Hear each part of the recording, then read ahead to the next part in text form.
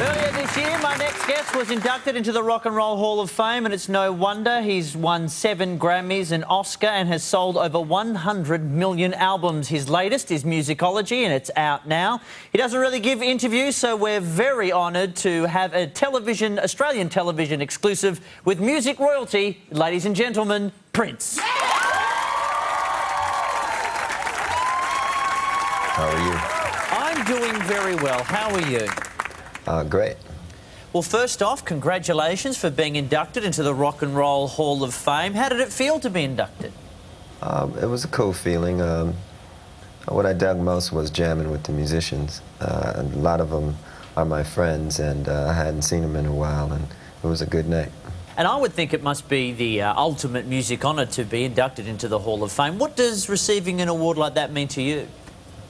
Well, I never really got off on awards so much. I think it's more for the people who give them and also for the fans. I get a lot of props from people in the street and a lot of love and congratulatory pats on the back. So it's a good feeling, you know, the after effects.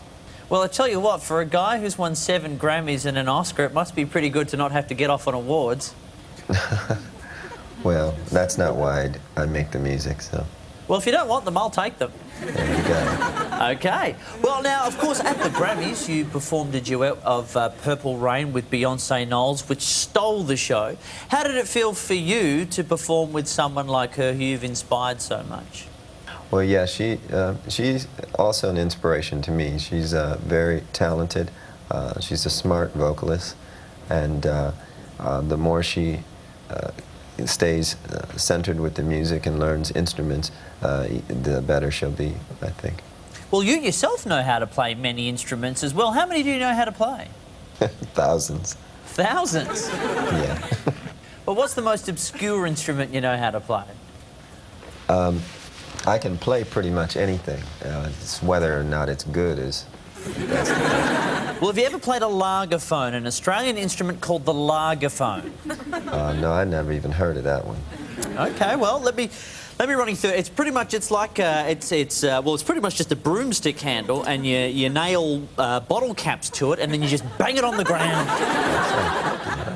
Oh, yeah, it's right up there. And, you know, feel free to use it in your next clip or while you're on tour, you know, just get a bit of lagerphone action going on there. Well, next time I'm in Sydney or Melbourne, I might drop some of that on you. Do you think there's a bit of a problem with the amount of manufactured groups and performers that seem to be churned out by a lot of the record companies at the moment? Well, there's not a lot of balance. There seems to be so much manufactured pop out there that you know, I don't know where we're going to end up at the end of all of this. Maybe just a big computer chip, who knows. But my responsibility is to the musicians, and I try to keep that alive through what we're doing now. Now, I read recently where you said of American Idol's William Hung that we need somebody to release albums like these. Now, what did you mean by that? Well, there's always a market for music like that, so record companies are cool in that regard. But, you know, as technology moves into lightning speed situations, we need to try to take some of that and see if we can do different things with the delivery of music and also the production of it. Now, have you actually had a chance to listen to William Hung's album? It's quite unique. No, I haven't really taken time, you know, put that on. Well, I highly recommend it, highly recommend it. I'll tell you what, there's a guy who needs a lagerphone, I'll tell you that. Now, it's actually fascinating to learn that when you're a child, to teach yourself how to play music, you learnt TV themes. Is this true?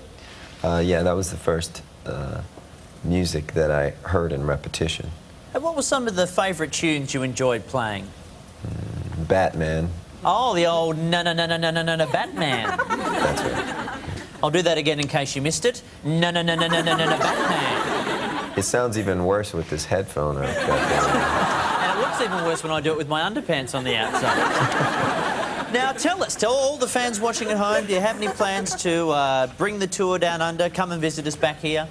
I look forward to coming back to Australia. We had a wonderful time there. We were there recently, and the audience there, they're wild, and it brings out this side of me that is just going to be a lot of fun. So I look forward to that.